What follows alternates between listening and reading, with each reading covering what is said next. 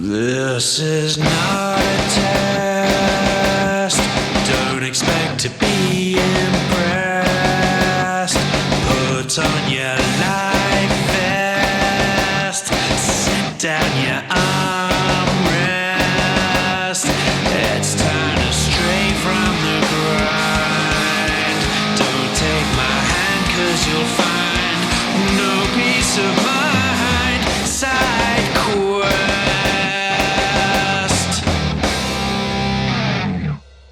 Hey everybody, and welcome to Side Quest, the periodical episodes that we do between the episodes for which the podcast is named.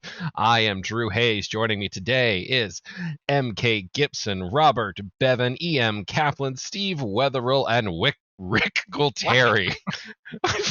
We got to Rick and get Gualtieri. We got to the stage now where we can't even pronounce his first name. Downward spiral. I think Wick actually works, like Mr. Wick. I'm good with this. Oh, well, yeah. Anyway, today we're doing questions from you, answers from us. Structure, this. Stalling, yes. Rick, you ready? Sure, why the fuck not? That's the spirit. All right, so I have not had a chance to look these over, so I'm just going to be pulling them at random. But our first question comes from our friend Sharif. And Sharif asks, if you could only have one kind of carb and protein for a year, what would it be? Oh, no. That's a good question. So let's narrow down some parameters first. When we say one kind of protein, does that mean only cow or only burgers? Like how narrow are we talking? Let's make this as difficult as possible. Okay, so specific, not just one protein, one preparation style of protein. Yeah. Okay, all right. I'm going to say, you know what? I'm actually going to go burger for my protein because you can do a lot with a burger. It is a canvas upon which many different flavors can be painted. I feel like you could take it in a lot of directions and works for multiple meals. You can make a breakfast burger.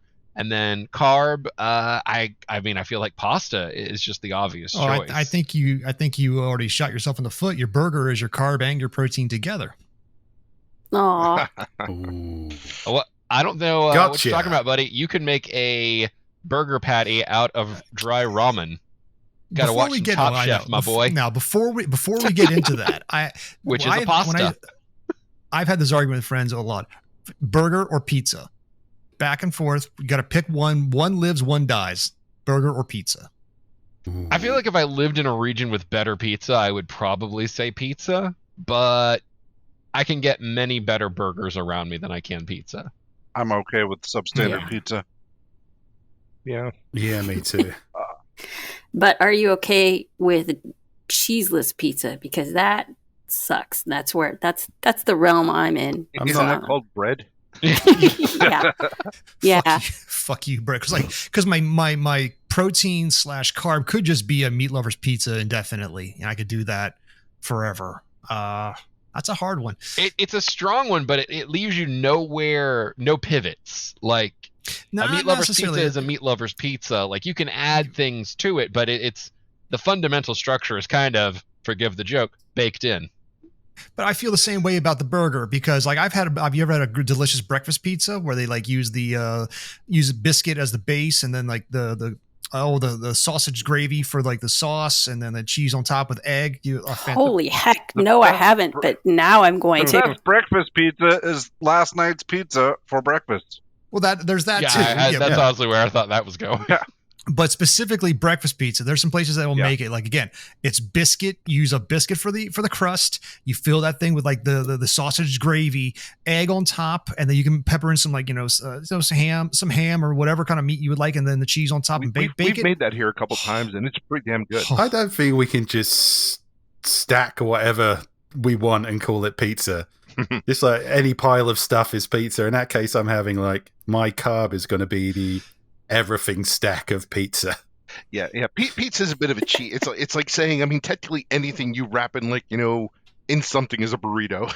Yeah, I guess if we're gonna narrow it down by the same parameters, you got to pick one type of crust, crust type. It can be wheat or what have you, and you can vary within that. And then you can't even do meat lovers because that's multiple types of proteins right there. All right, I'm that's under your rules. I mean, I never agreed to this draconian. Oh yeah, if we're doing the wide range, then cow. Yeah, cow wins. yeah, beef and beer. That's my choices. Done. Beef and beer. it's one of those like if I spent the year doing just chicken, this is the year Gibby finally gets off his ass and gets lean. It's just I just do the MCU diet. Then yeah, I could probably do that for that year. Yeah, thanks for someone else supplying the food and making me do it. So sure. That's right. Go for chicken and broccoli. Yeah. Be absolutely miserable, but ripped. Yeah, but I don't eat the broccoli. That's listen. Yeah. I have a rule. If you apply flame to something and it smells like fart, don't eat it. Yeah, that's just so that's most vegetables. If you eat nothing but chicken and broccoli for a year, your toilet is going to explode itself. No, my guts will explode itself. I can't eat Taco Bell and not shit 3 times the next day. So are you kidding me? Worth it for beach season. I'm almost 50, but I got abs. I know you're put off, but oddly turned on at the same time. Weird, isn't it? I've got abs and misery.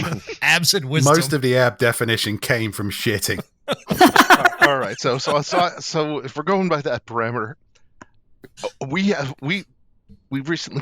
like an air fryer here maybe a couple months back, and I'm just gonna say that air fryer fried chicken, it's healthier than regular fried chicken, and you can do a shit ton with it. So there's a lot of options there, and it still tastes better than just bland grilled chicken. Oh, I'm gonna jump in here. Air frying is not a real thing. It's quickly baking. Oh shit! Now we're getting down into the controversy. Ooh, a hot take from Bevan. A hot take. If you want to get really down to it, it's convection baking within a specifically limited and highly circulated area. Listen, we got one of those Instant Pot air fryer. It's one of those. It's like, now what's the other small oven? The toaster oven that also does air frying. And this thing is the shit. It's the best chicken nuggets you've ever had. It makes pizza faster and better. It does everything just better.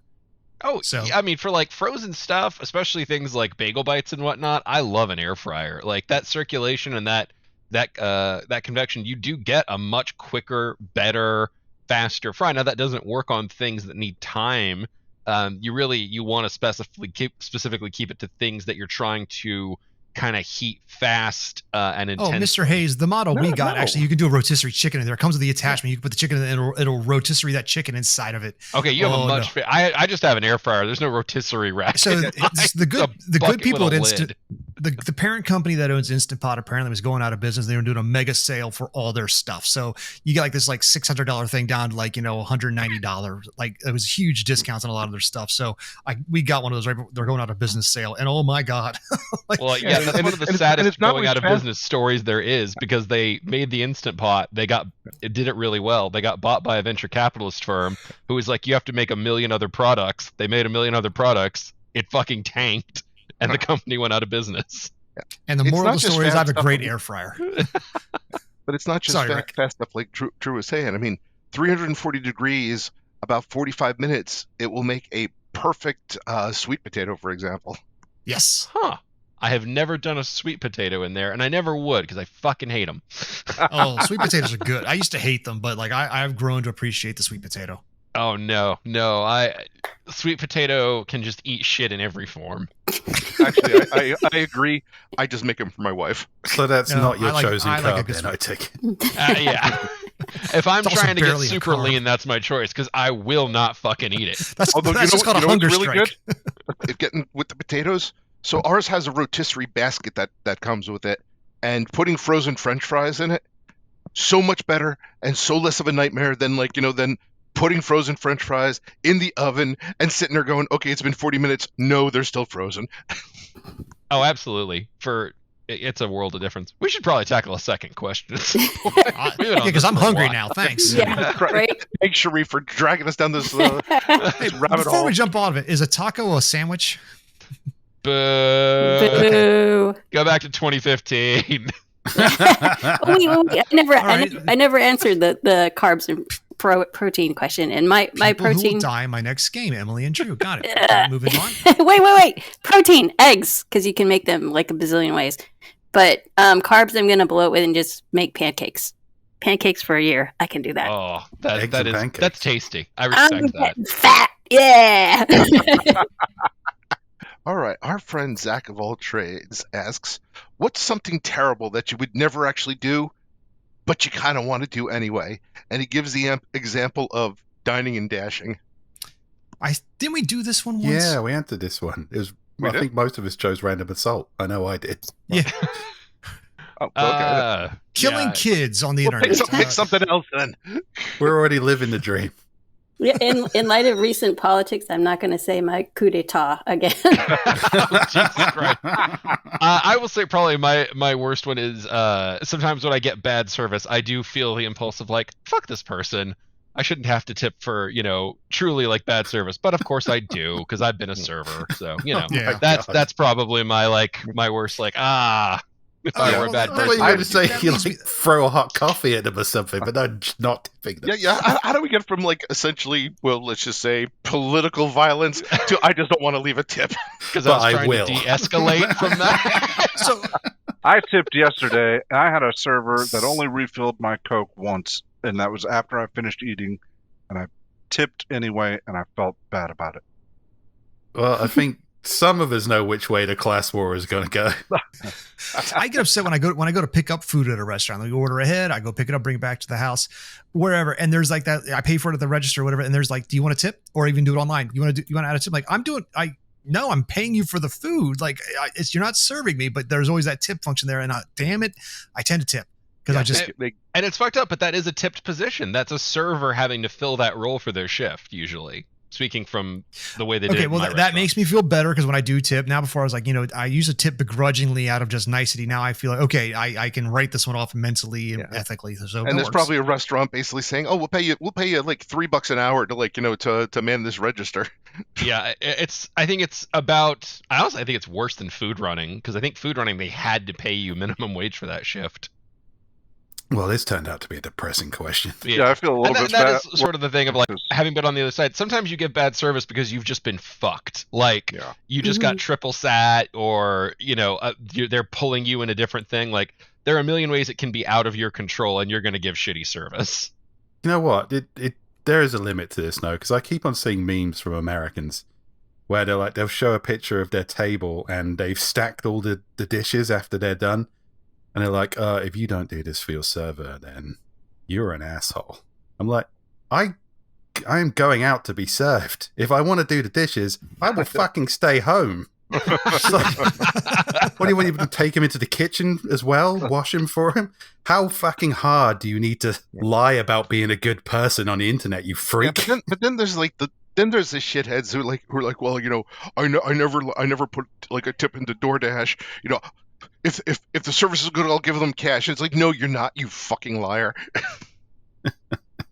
Also, the service is probably not going to be good because nobody's going to take that order because there's no tip associated with it. Yep, that's true. I tend to stack the dishes, but it's not. Don't at me, dude. It's not out of like nicety for the server. It's because I can't stand the asymmetric bullshit on the table. Like it's like the OCD. Yep. Yeah. Yes. I'll pre-bust just because I want the space. It's like I don't need a million fucking dishes spread across my table. Yeah, if you're doing it for your own convenience, that's fine. If you're doing it to take a photo and shame people on the internet, oh Christ, no! I'm not gonna get like. All right. I'm not that white on the internet. It's just I All right, so one of my kids used to work at Target, and they would tell me about all the I won't even say petty, but all the thefts that would happen. When people would come in with like with just like fraudulent like Target cards and buy iPads, and there wasn't shit they could do about it. And it's like, yeah, I would have seen the fraudulent Target card. Hang on. Yeah, and it's like that's terrible, but at the same time, there's that part of me that's like, I'd walk in there with a fraudulent Target card, and walk out with an iPad, sure. So Rick wants to steal electronics from major chain restaurants. That's pretty good. Yeah, I mean that's honestly probably the most victimless crime is stealing from a multi-billion-dollar corporation. Yeah. I wouldn't stack my dishes. That's how I'm lashing out at the world. I've got one. Steve's a piece of shit. Burn it. What you got, Bob? I've been driving for Uber and Lyft for the past couple of years. The worst thing I hate is gated apartments.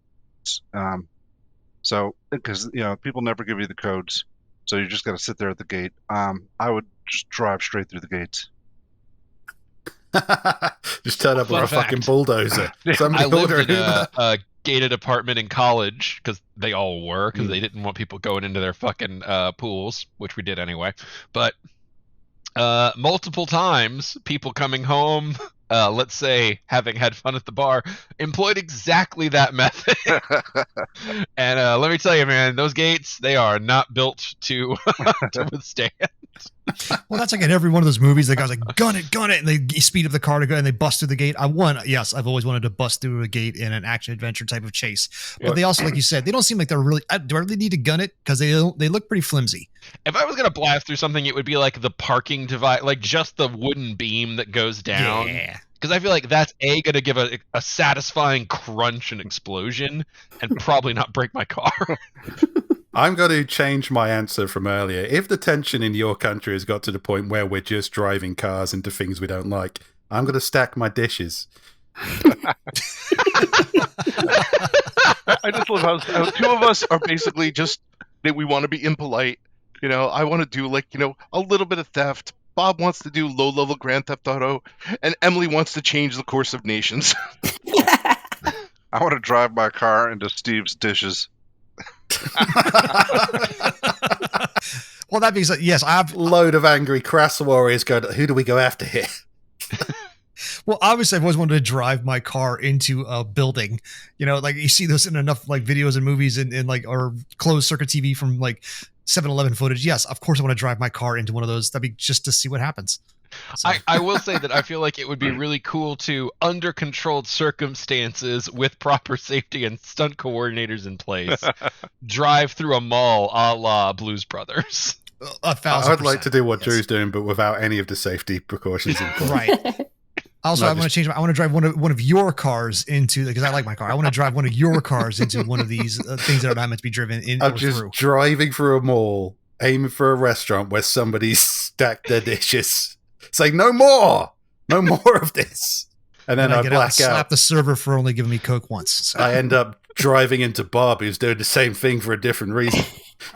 So basically what we're saying is we're a hair's breadth between chaos and just impulse control. Everything is going to go up. Well, I think you just put a pulse on society there. Emily. I think we're always a hair's breadth because we all don't have these make thoughts. the political climate. We're just reacting to it, all right? Yeah, like I've heard that before, where it's like we all have that like switch in our heads that that keeps us from from doing crazy things, and the people who who say decide to just streak out during the Super Bowl or something like that. For them, that moment, their switch malfunctions. Yes. I just had a really clear image of Rick streaking through the Super Bowl and then Bob just running him down with his Uber. Oh, God, what a twist. He's running from the my security. God. He's Wait a minute. left and right, and oh my Lord!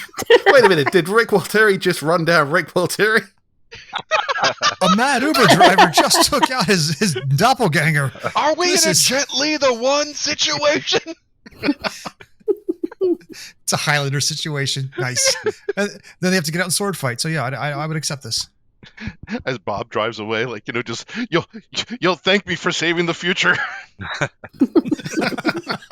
Best halftime show ever.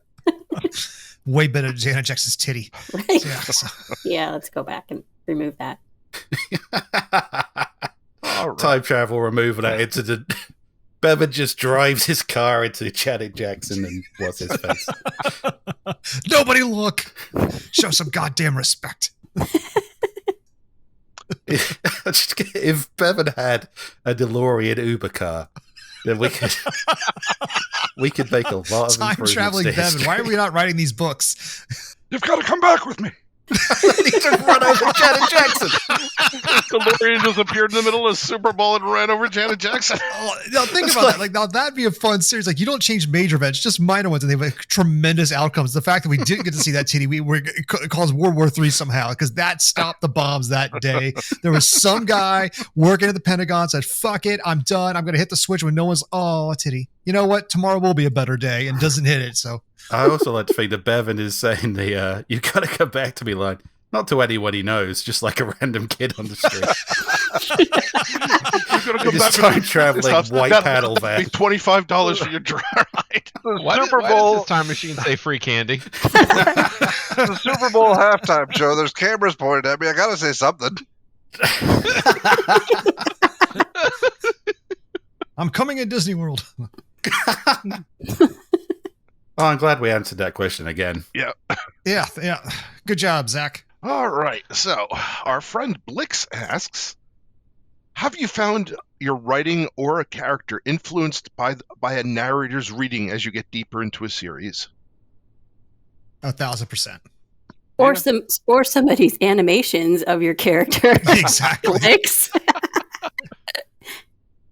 There are some what you just said, Emily, like sometimes when I'm designing a scene for the game, I'm like, oh man, I hope Blix animates this one. Oh man, I hope Blix animates this one. Cause I want to see what it looks like. Yeah. But when it comes to a narrator, sure. Once you get your narrator's timing, their speech pattern, their like whether they're comedy, their action, their delivery, I tend to have a running soundtrack in my head of like, how would they say this line or this thing? So yeah, I write to a narrator's strengths. I will actually say I'm the exact opposite. I love my narrators and they do amazing jobs, but I'm careful never to listen to them too close to when I'm going to write the next entry, because I try really hard to make sure I'm hearing the characters' voices like as I have remembered them. Mm-hmm. And sometimes it's hard for me to get that if I'm going through the level of the narrator first. So I love my narrators and I always trust them to do the great job, but I really try and not channel to their voices. Oh, you really made me feel bad, Drew. I said a thing. He's like, no, you're opposite. So thanks. It hurt my feelings. For different folks. I'm mostly like Drew, except with one exception. The way Chris, my narrator for the Bill books, narrates the character Glenn. Like now, even when I'm writing him, I just can hear nothing but his voice. If I sold better on like ebook and paperback, then I might do the Drew way. But since I sell better on audiobook, fuck it. That's what I right to my market. So yeah. Yeah, I always because my narrator started singing songs, I make sure to include one in every book now. I didn't experience this with my audiobook narrators, but when I was helping Steve write his Brandon Thighmaster books, I obviously can hear him talking while I was writing, which is weird. I was in her walls. Somebody said you write Steve better than Steve, but that isn't true. But that was hilarious to me. All right, our friend Saldriana asks, "What's your favorite shirt or item of clothing and why?" The Dicey Bastards shirt that you can get at yeah. I'm actually wearing mine today. The real one. I'm not at work, so I can wear the one that says Bastards. I'm at work. I still need to buy one of those. Yeah, I've got the other Dicey Bastards, but I need to buy that and the tip shirt as well. Yeah, if you work at a conservative financial software company like me, then you have your option. You can get a shirt without Bastards on it. I'm wearing a Bill the Vampire t-shirt today, but I will say one of my favorite shirts, which I wish I could get another, but TeePublic kicked us in the ass for it.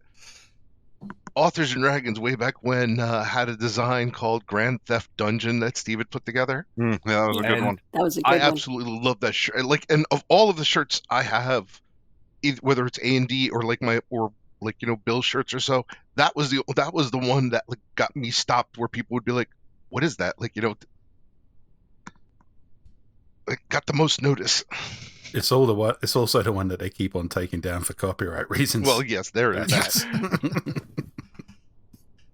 No, I've got a shirt it's less of a shirt. It's more like this old fleece, this big hooded fleece that is like my comfort shirt I throw on from time to time. But I got that in Korea, like in the year 2000. It's like 24 years ago, but I still have that thing, and it has been like, I guess that's my my whoopee, yeah. I guess. So yeah, I have an old zip up hoodie that I like to wear at my desk in the fall and the winter because it's nice and warm. But this thing is so old and so fucking ratty that I can't wear it outside anywhere because people would just immediately throw spare change at me. I like my flannel, but I don't get to wear it 9 months out of the year. In your roasting hot garage. Yeah, but My I goal like is it. to live in a place that's perpetual autumn, so I can always wear a hoodie. I like it so much though, because I've always had a hard time finding the ones I like. But then, I think my daughter got me one for my birthday or Christmas or something. I said, "Oh yes, this is exactly the right feel. This is exactly what I'm looking for." And I asked her where she got it. She got it at Walmart. So I went out and bought 3 more of the same ones. I do that. Whenever I'm buying clothes, I'm like, oh, I like this shirt.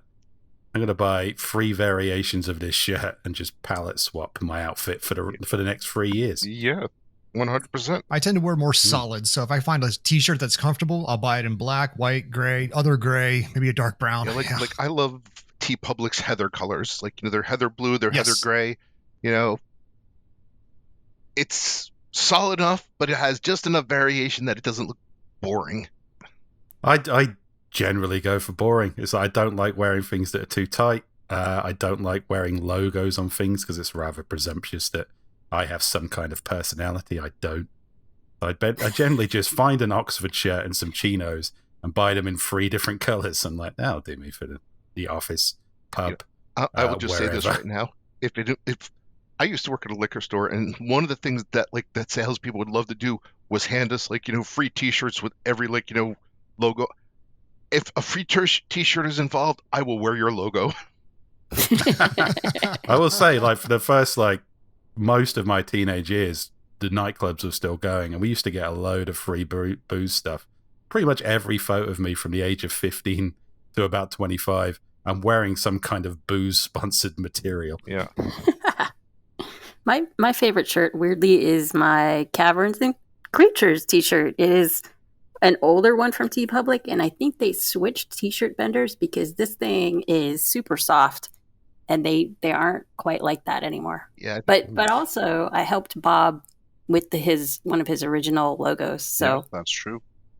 I actually made the logo. Yeah. See, I like when I find that perfect soft t-shirts, because nothing's, if I order a t-shirt online, I'm always afraid, because by the time it shows up, I'm afraid it's going to be like that thick canvas like t-shirt material that never fits. Yeah. It's hot. It doesn't stretch. I want the softest. I mean, as I get older, I want the dryer. Now it's like half the size it was. Yes, but I want the softest shirt possible. I want to feel like I'm just wearing like a hug. So yeah. I used to have a small imprinting business. That was the thing. There were a few shirts where from vendors that I would buy for imprinting on, but they were just such nice T-shirts that I would just be like, I'm just gonna stuff a bunch of these away for me for later. He's walking out with his free iPad and a T-shirt. I still the T-shirt is. He worked at an imprint thing, got himself a red T-shirt, printed a Target logo on it, walked out with a stack of iPads. I committed petty larceny, and all I got for it was this free iPad.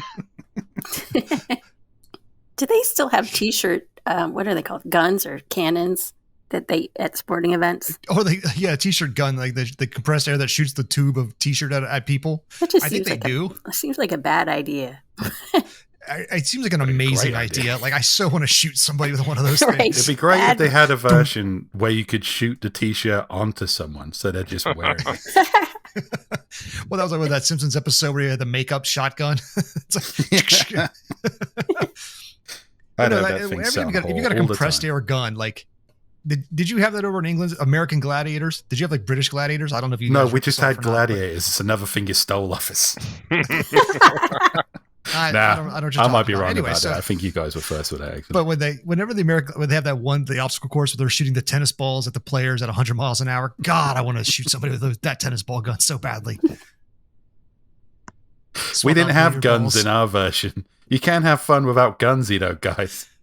Well, they just give you like the big foam stick, like here, like a bobby, like here, beat them with this. Yeah, melee combat, like Gladiators used to do. Speaking of Gladiator, have you seen the trailer for Gladiator 2?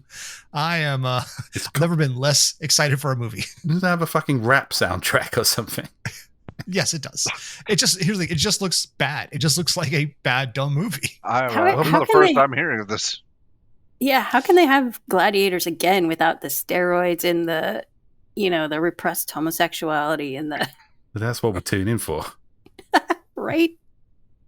Well, it's apparently. Remember the little kid from the first one? Luscious. He was like Lucius, Luscious. the young boy that was like, yeah, sure. God. Well, he's all grown up George now, and now he's a gladiator for some reason. So yeah, It doesn't need a connection to the first one. It's like, but it does. And for some reason, Denzel Washington in it, and so for some reason Pedro Pascal is like some knockoff oh, Jesus Russell Christ. Crowe character who's fighting gladiators. I don't know why. The trailer just looks dumb. We Just looks stopped dumb. making good movies at some point, or at least good mainstream movies. They all look shit now. Yeah. Yeah. Wait, we're not going to talk about Twister 2? Twister 2, Bevan, it made almost $80 million this weekend. It is like, apparently it's catching on like wildfire. Yeah. We need to watch some Twister 2, buddy. People fucking baffle me. They really do. I got no words. Yeah. So we are gonna at the movies Twister 2 when that time comes. It comes a rental, right? Oh, yeah. Yeah, we have no choice. Oh, It seems Okay. like enough people have already ironically watched it, Skippy. I don't know if we need to add to that. no, but Bevan needs to see it because it's No. like, yeah, again, he's got that That's the lineage. only way I'm Big going Troll to see 5. it. I'll watch that with you. Ah, what a wild. Yeah, at the movies, Bob hates this movie edition. That has been the basis for a lot of the movies we've picked. Yeah. Any other questions? Let's see here. Zach of all trades asks, "What's a struggle you had in the eternal conflict between being an artist and being a craftsman? I.e., wanting to release a perfect story versus having a story that's good enough." I don't know. I think you're confusing the elements of art and craft there. I can go to an art gallery without really understanding art or studying art and appreciate the craftsmanship. I don't know how that applies to writing. I suppose that's idea versus execution, maybe. I suppose like all the editing and making sure it's formatted correctly and translates correctly is more the craft of it, but I don't know. I think the literary charisma, I don't know if that's art. I think that's still... I think it's a situation where, like, a lot of my friends who read my books will say, you've gotten a lot better over the years. And I take it as a compliment, but also kind of hurts my feeling at the same time. So, so you endeavor to get better, but you're always learning. And if I could go back and rewrite everything, I could oh man, I could totally make this better than what I did before. Well, technically, if you self-publish, you're allowed to go back and re-edit your shit. Oh no, you can, but there's a certain point where you have to just like fixing edits or maybe a typo or a slight mistake that's sure. But I'm saying like I could restructure this in a way to tell a better story, and that's not what I want to do. You kind of you can't George Lucas your own work. You have to look back on it and say I'm learning from this and getting better. And so Except you're you as totally good as can you're ever going George to be. Lucas your own work. Yeah, George no one- Lucas, and- George Lucas's own work. Yeah, that's my point. Now it's a description. Like no one asked for this or thanked him for this. Yes, we love that. Greedo shot first and the Wampa's there for no reason and random things. Like, no one asked for that. That's just someone going back fucking around with their own work and then saying, "Tough, I own it. You got to deal with it." I think you made a shitload of money out of it. Yeah, there of is course he that did. as well. It was the downward slope of Star Wars. Well, if I can though, make a start shitload of it money, all. to beat the devil, part 2, Yeah. read it again. No. it's- Honestly, if somebody's going to pay me enough, I'll craft the shit out of stuff I've already released. But I guess that's not art. I suppose art is coming up with the idea and coming up with the vibe and coming up with the voice. I suppose if you think about craft as going back and chipping off all the rough edges. And I suppose you've got to do both, haven't you? So wait, So- are we saying that that art is like the highbrow idea level and then craft is the grunt work? Yeah, well, I wouldn't say highbrow. I think art is the kind of airy-fairy vision you have that nobody else has, and it's you, baby. Craft is actually making it work, and that's where the fucking sweat comes in. Where the rubber meets the road, sort of. Yeah. There's times when I'm writing certain chapters and I'm like, I know I could do this better, but I really need to, I'll fix it in post. I got to go because I got to get this thing done. Because I could hem and haw over every sentence and every word. And some writers do that, but I don't, because I'd go mad if I do that. I will say this. I purposely do not just give myself fake launch dates for books because my goal is I don't release a book until I'm happy with it. Does that mean it's perfect? No. That means I've looked at it and I've said, this makes me happy. And now that I think about it, I think craft is the stuff that people get paid for regularly and reliably, and art is the stuff you don't. Then I have a lot of art books. unless you're like one of those top 0.1%ers who everything they put out makes mega bucks, and then you make money on your art. All your marketing, your editing, your analyzing the trends and following it. There are people who have actual jobs who do that. Yeah. Guess what's left after you've done all that is the art. And I don't see too many of them nowadays because I'm not in as many forums, and I like to think that like over the years most of them have just gone insane and thrown themselves in front of buses. But there used to be a whole lot of like authors joining the self publishing thing who their whole thing was, I'm putting out work that's too complex for today's audiences that pretty much won't be appreciated until after I'm dead. And it's just like, yeah, good luck with that. This is how I feel every time I read a Shingles. There you go. That's the difference between art and craft. In the future, after the nuclear winter, the only thing that survives are cockroaches and Shingles manuscripts. True art. When the cockroaches gain sentience, they use Shingles as their guidelines to recreate society. This is their building blocks for society. According to the historical documents, this is how the hookers in the alley and the ghosts and the jizz and the Gary. Yeah. Aliens come down, and the only historical archives they find is a big stack of radioactive Shingles books, and they just recreate humanity from that with 100% accuracy. Where are we going to eat tonight? Hello Titty. Every restaurant is Hello Titty. Except for the one that's Titty Titty Bang Bang. So. Yeah, but nobody goes to that one. All right, I think now that we've gone to art and the apocalypse, I think we've got time for one more. I think so too. Now you're gonna make me find one more. We could just leave it on everything's dead but Shingles. Nice. All right, here's this one will circle us back around to where we started. Zach of all trades wants to know. I'm not answering the same question a third time. Fuck you. Yes, you can and you will. Zach of all trades asks, what is your favorite burger place? Son of a bitch. Oh, we did an episode on Five Guys like a bazillion years ago. That was a mimic chest. Yeah, I saw your Father's Day episode. I know what you're talking about. Yeah. Everybody likes Five Guys in their mouth. That's the conclusion we came to. Yeah, pretty much. Shit, famous. Oh, God damn, see, that's a rough mine's one. Burger King. Oh, God. Really? Yep, love a Burger Whopper. King dries me out, man. We've had this argument before. Let's not revisit It's not an argument. It's my favorite burger place. You're not going to change my mind. I seem to recall it being an argument at the time. Oh, no, I want to see my. I might have been drunk at it. Why is he wrong? Why is he wrong, Steve?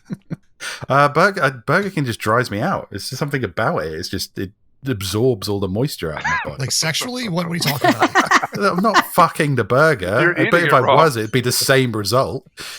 McDonald's as well. I don't know. It's I prefer something that's a little bit more freshly made. That's why I gave Five Guys some credit. But no, the best burger I ever had was in this weird go-karting place in Corby. It's a fucking fantastic burger. But they're closed now, so I guess I just have to go through the rest of my life in misery. Yeah, I find the best burgers are in those weird places because like places like Five Guys, Smash Burgers, they're fine, but their burgers tend to I don't know, I find them to be kind of dry, bland.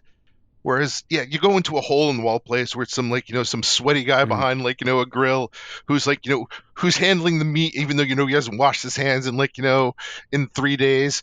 But that burger is gonna be good. You know what the secret is? It's people who burgers not their primary source of food, and it's after 1 a.m. I used to come out of a nightclub and go to a kebab shop. I'd be like, give me that triple-decker burger you do that feels wet. Oh, God. I hate to say it, but I agree because the best pizza I've ever had down at the shore, there was this deli, and they would do pizza. They would just make pizza once a month for I have no idea whatever the fuck reason. But goddamn, if their pizza wasn't the best pizza I've ever had. the best burgers, like obviously you get a good burger from a good restaurant or something like that, like an actually tasty burger. There's like chain places tend not to have it, but if I have to go chain, Fuddruckers. I like a good Fuddruckers burger.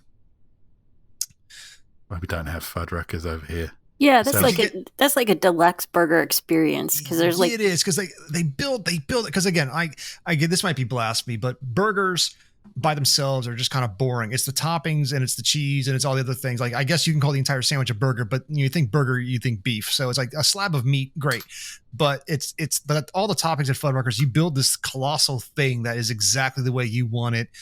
And it's always good. And sometimes you want to, I want to get bison this time or ostrich meat or whatever. You can get different types of meat. And yeah, Fuddruckers. Also, when I started dating my wife, it was our first date. We after we reconnected after all those years. What endangered species are on the menu tonight? Oh God, koala meat. Yes. You get your secret Fuddruckers 15-year patron club, and they're like, okay, tonight's speciality is childbirth. no.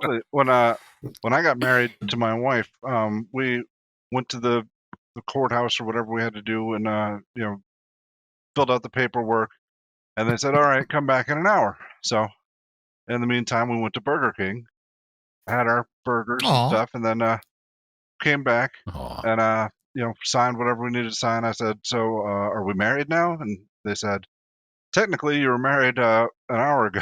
And so our first nuptial meal was Burger King. Oh, that's nice.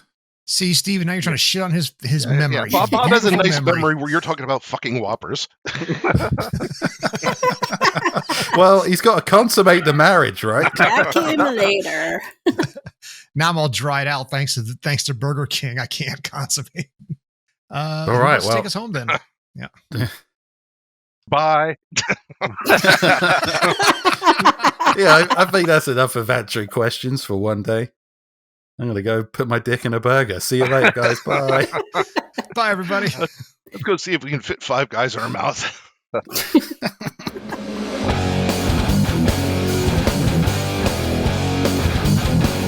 Authors and Dragons is brought to you under a Creative Commons license, meaning you are free to share this material so long as credit is given to those who created it, which is us, the people you just heard play the game.